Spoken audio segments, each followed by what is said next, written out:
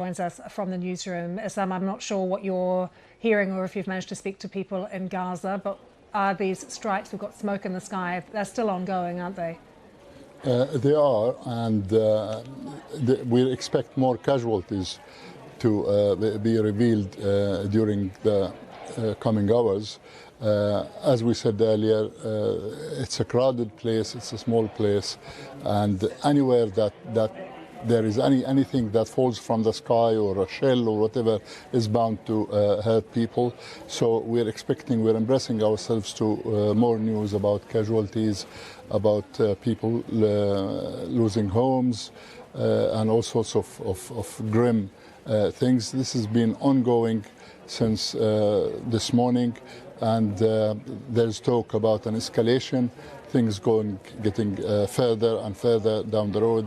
There have been some statements from the Hamas leadership saying that they are ready for in the long term, and they are prepared to do whatever it takes to stop what's going on. They spoke about what's happening in East Jerusalem, in particular to the Aqsa Mosque, what's happening in the West Bank with the settlers, growing attacks on Palestinians, and also the blockade of Gaza, which has been going on for almost 15 years now. So all these things have been put into the mix. It's been complicated, added complication with the taking of prisoners or hostages, as they've been called.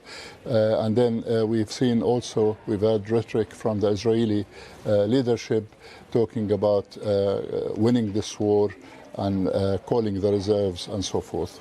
Sam, can I ask you very briefly about infrastructure in Gaza? I've just been speaking to a young man who is there. His power went out.